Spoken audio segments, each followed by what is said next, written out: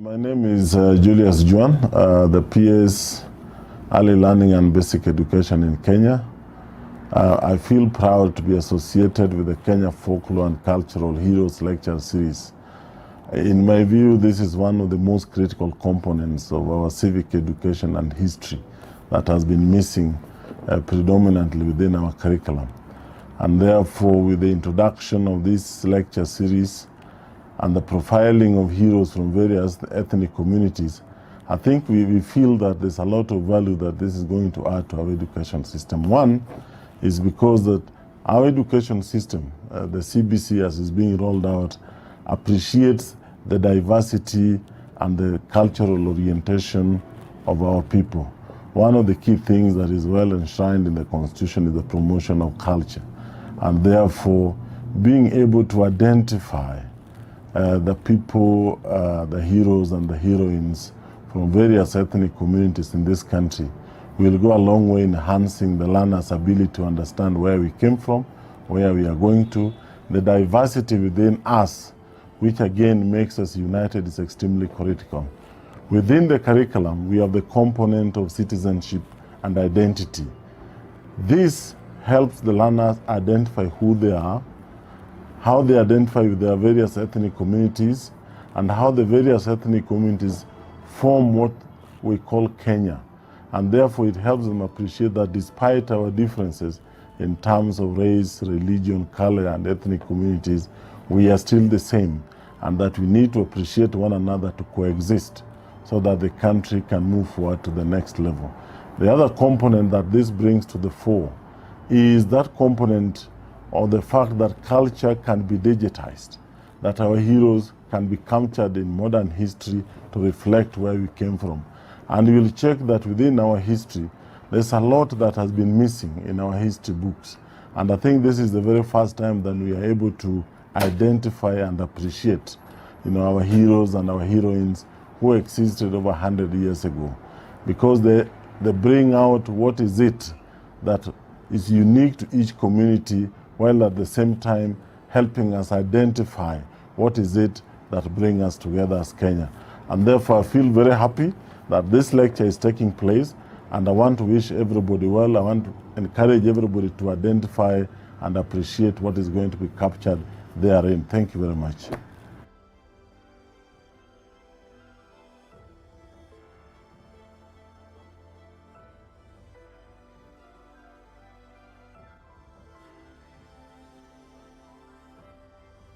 Mashujaa, and I am the co-director at Mashujaa Stories Limited, and also the illustrator behind the Mashujaa Stories character. Mashujaa is a legend, a hero, a leader in a community.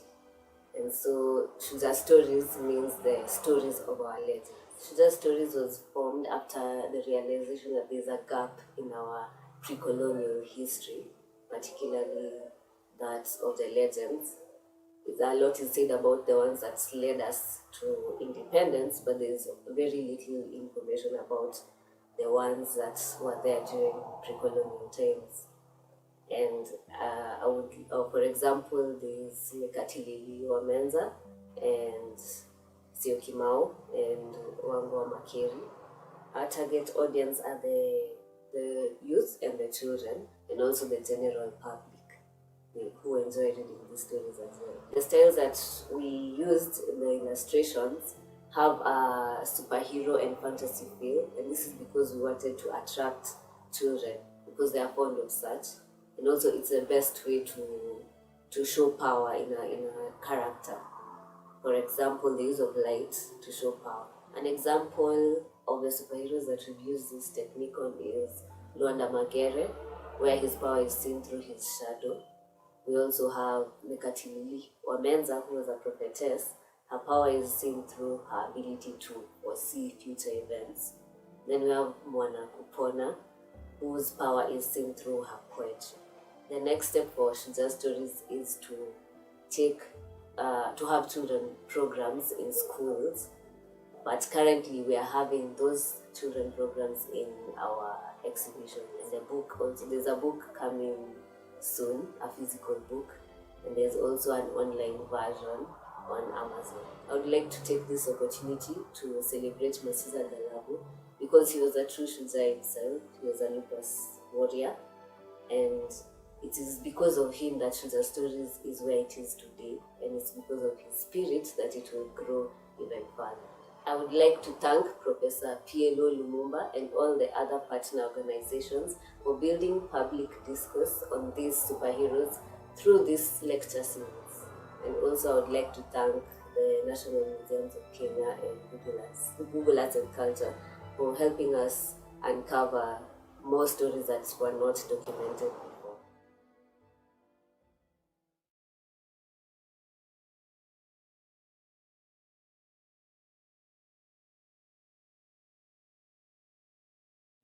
Diversity is our heritage. Kenya has got a very versatile cultural heritage. And you have got people with different origins. And as they say that the Bantu cradle land is somewhere in the Cameroon area. Then we have got the Nilotic, which came from a place they called Bara el Ghazal in the Sudan, and then migrated down south. And then you have got the Cushitic and Hamitic groups, which came from the Asia Minor across the Red Sea through Ethiopia and into this place. As these groups were migrating, they were led by certain heroes, the Suba, who were led by one Witewe and Kiboy, Mangeka. The chief was the hero of the Taita people. All these people had their heroes. Yus had their hero, the Kambas, the Buranas, the Turkanas. You actually get to know the history of a people.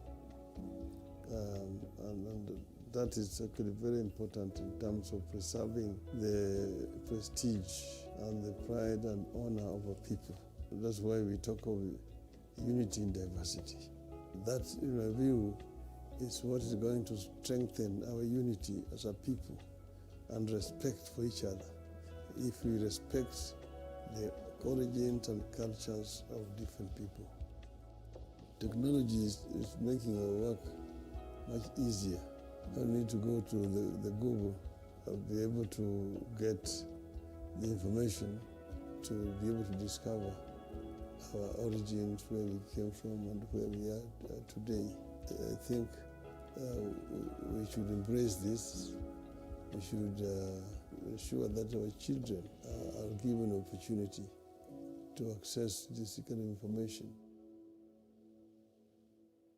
I want to thank Google for the work that you are doing, partnering with the government in this very, very essential and important subject of rediscovering ourselves, finding out where we are, where we came from.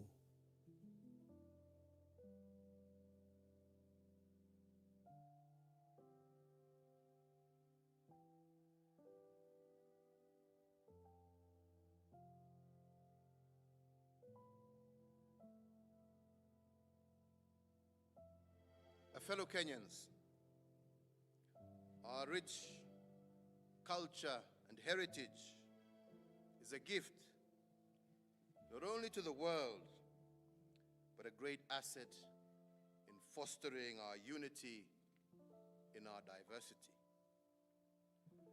As we continue to work together in transitioning from a nation of blood ties to a nation of ideals, the Ministry of Sports, Culture, and Heritage has curated and brought to life the inspiring stories of 61 of our folk and cultural heroes. These individuals, whose ideals, whose courage, whose leadership and pioneering spirit brought hope and inspiration to our early communities and is weaved into the fabric of what makes us Kenyan. Long before the scourge of colonialism cast its dark shadow across our lands, we knew the greatness of matriarchs and patriarchs and the courage of our warriors. And indeed, we knew the grace and wisdom of kings, queens, and chiefs, the foresight of prophets, the awe-inspiring magic of healers and diviners, and the soaring oratory of poets, beaming life-changing lessons through folklore.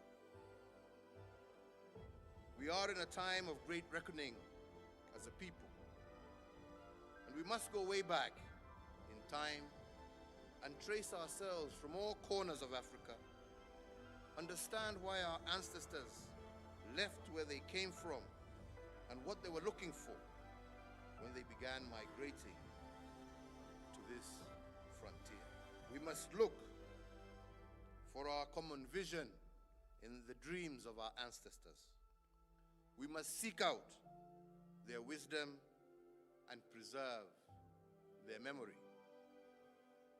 We must bring them to life in a way that present generations can relate through technology. You can begin that journey by visiting the National Museums of Kenya page on the Google Arts and Cultural platform to learn the stories of our folk and cultural heroes, relive their experiences, and draw the inspiration that you need from them in order to play your part in constructing and exemplifying our national ethos. I thank you all.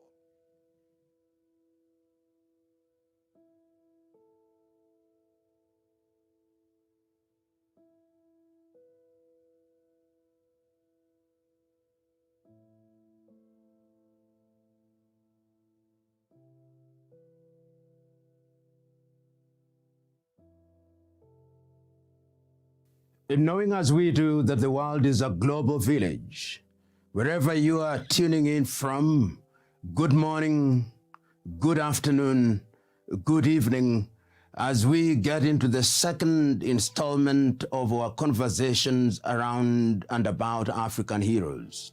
I speak about heroes in the country now known as Kenya, which, as we all appreciate, is a colonial construct.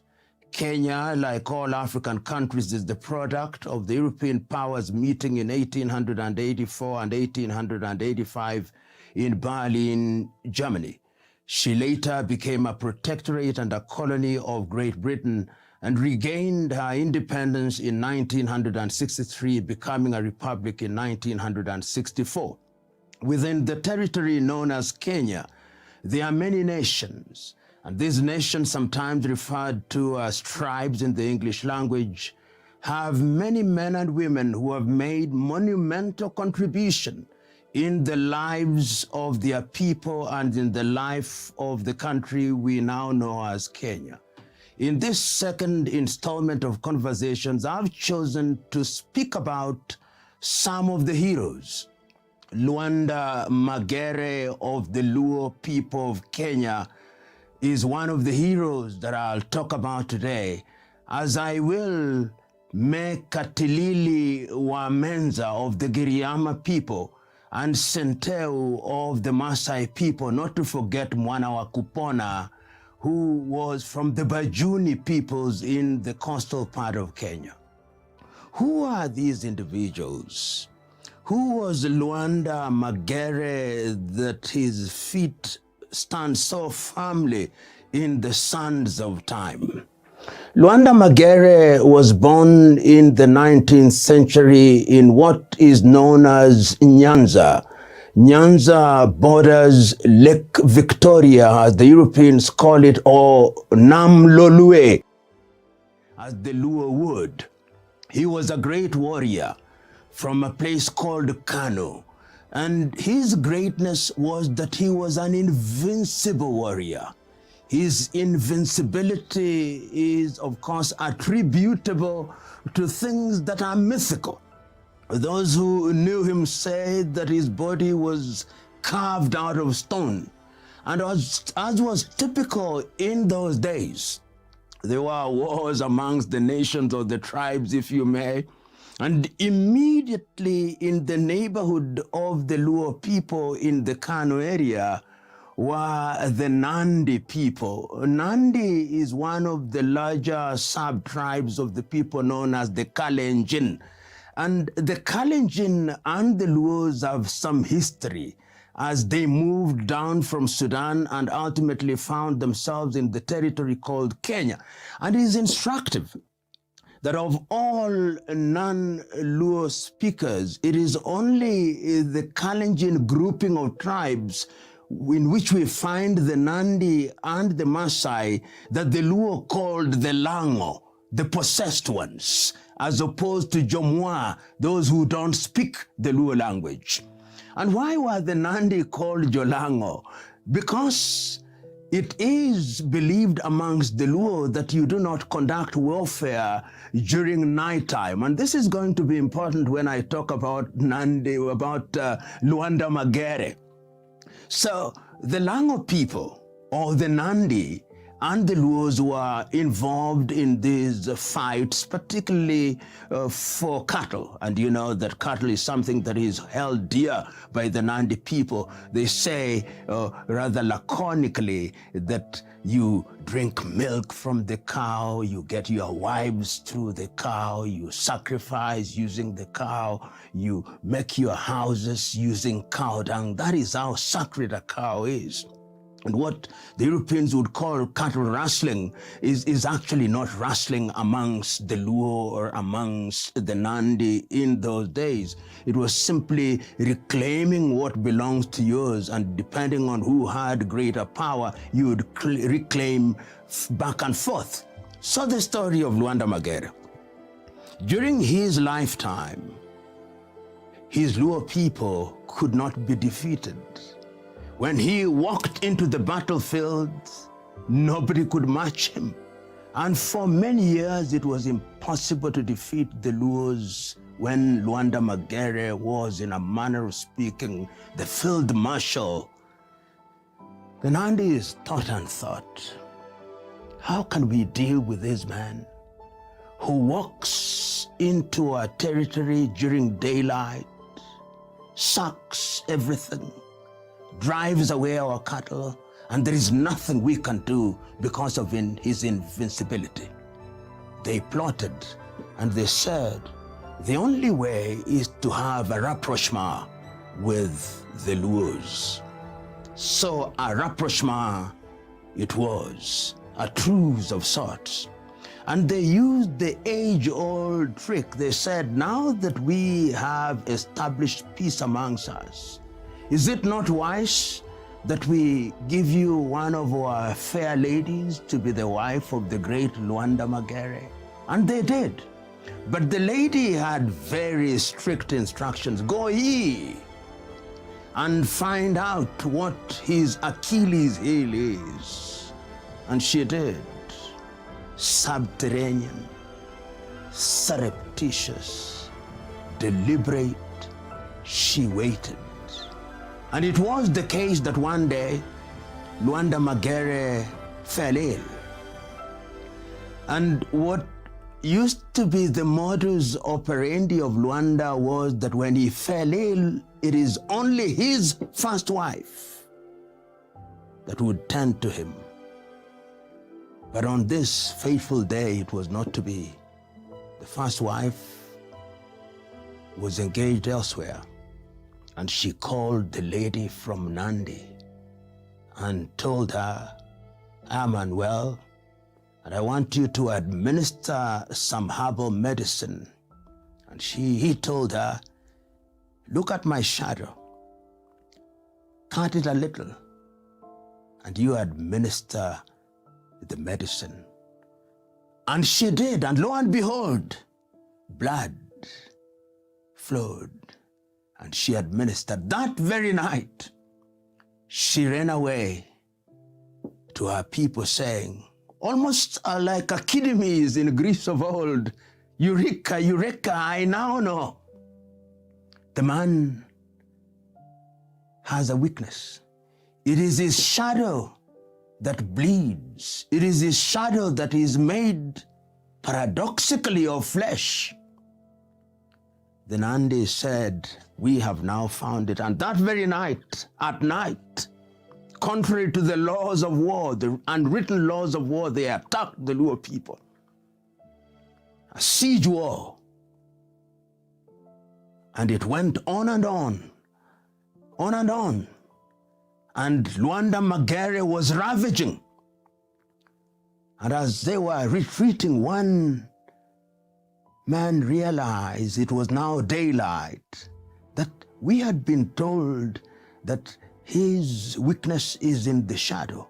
He came back and stabbed the shadow, and Luanda Magere ran away from the battlefield. He was never to be found until one day he came at night in a dream to some old men and said that he could be found at the river Nyando, where there was a big rock. Hence the name Luanda Magere. Luanda in Luo means a rock. And that is the legend of Luanda Magere. If you want to compare it, those of you who are familiar with stories written in the Bible, you will read the story of Samson and Delilah. You will read in Hindu mythology the stories of women who have done their thing to men. You will read in Islamic tradition. This is to demonstrate to us that amongst our own people we had heroes of comparable stature. Luanda Magere, the epic of the Luo nation, whose story remains alive and has been told and retold, and I believe will be told and retold.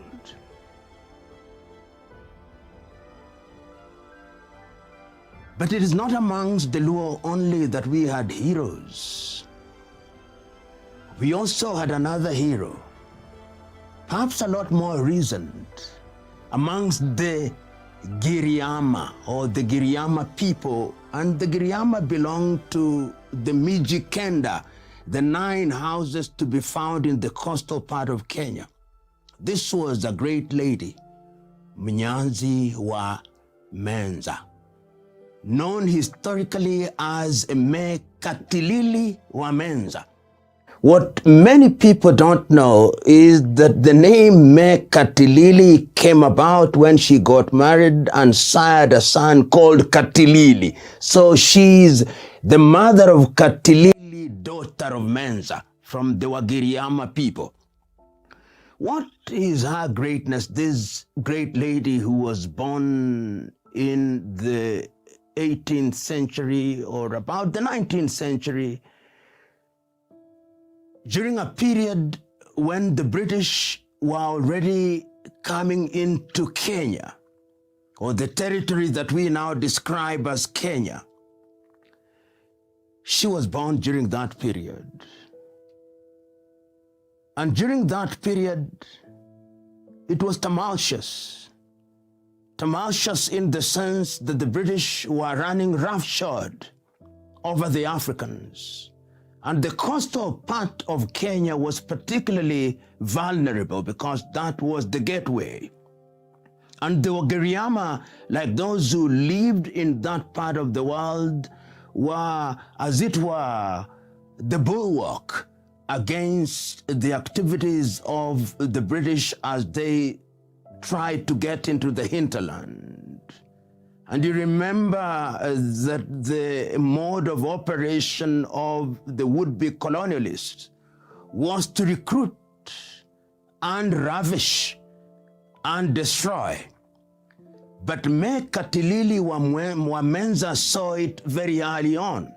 And between 1912 and 1914, she was already telling her Giriama people that we must resist these men and women whose agenda is to destroy our culture.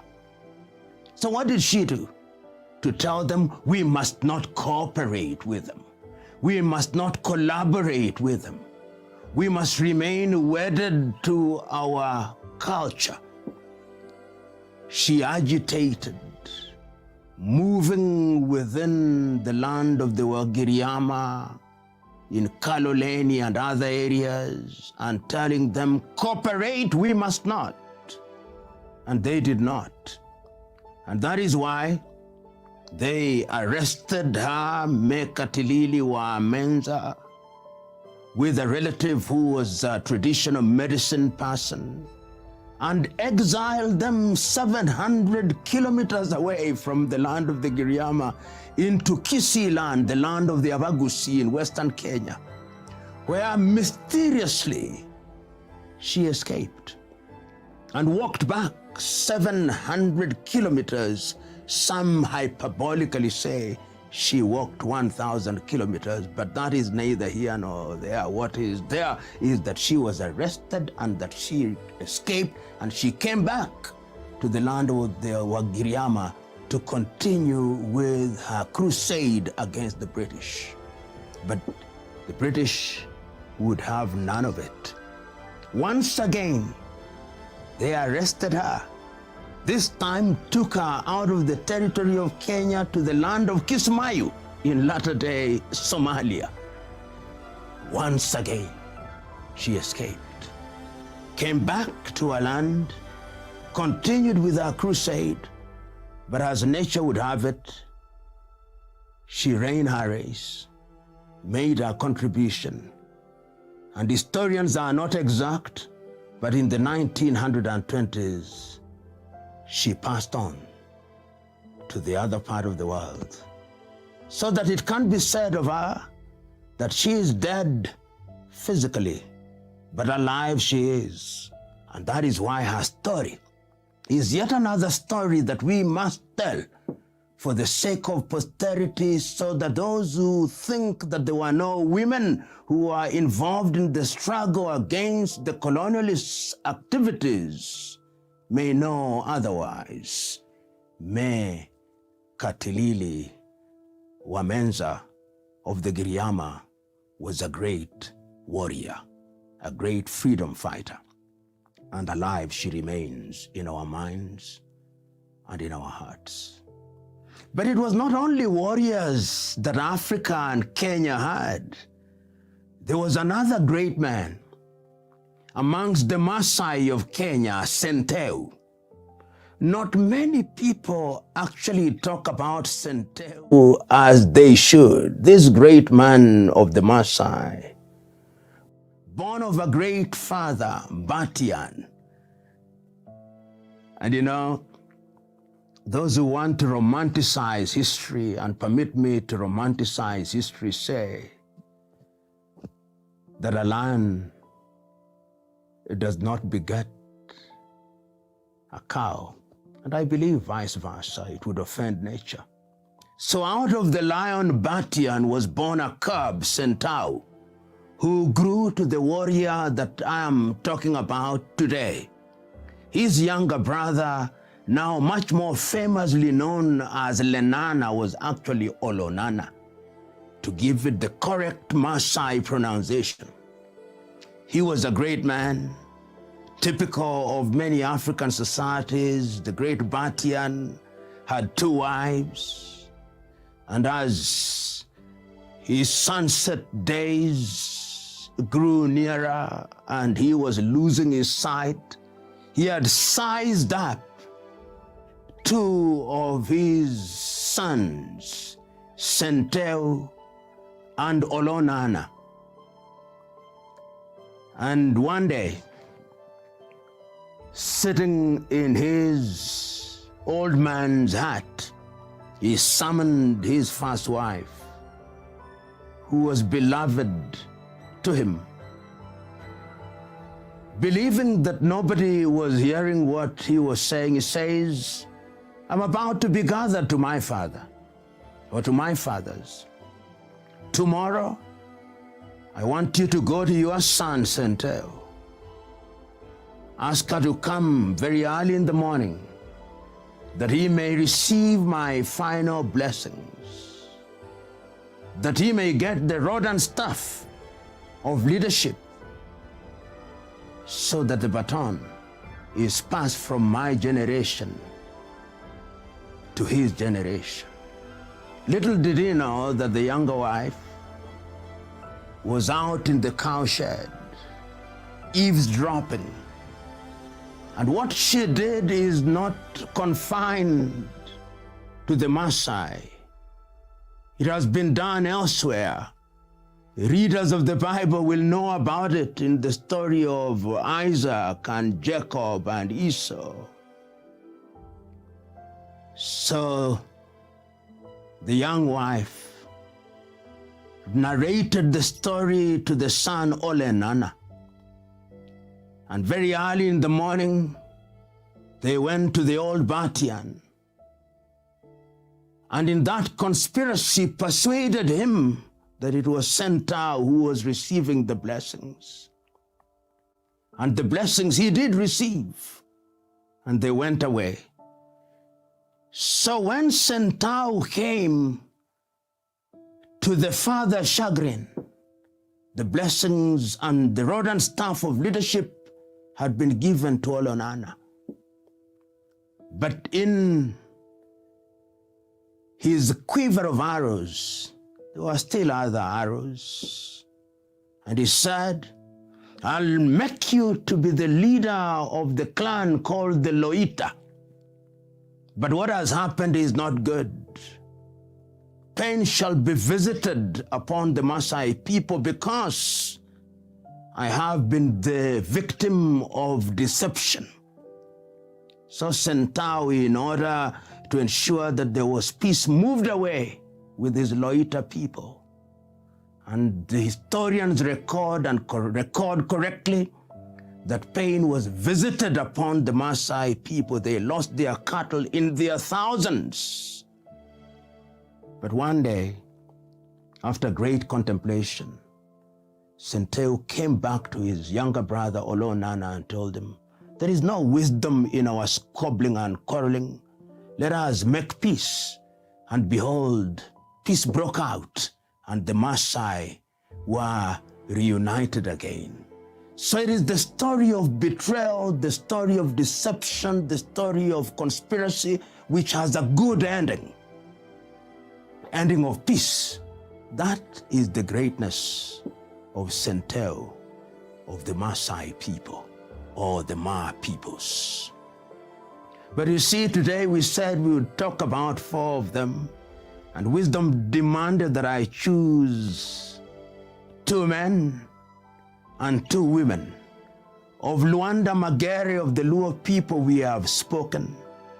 Of Meka Tilili Wamenza of the Giriama people I have spoken. Of Senteu of the Maasai people I have spoken.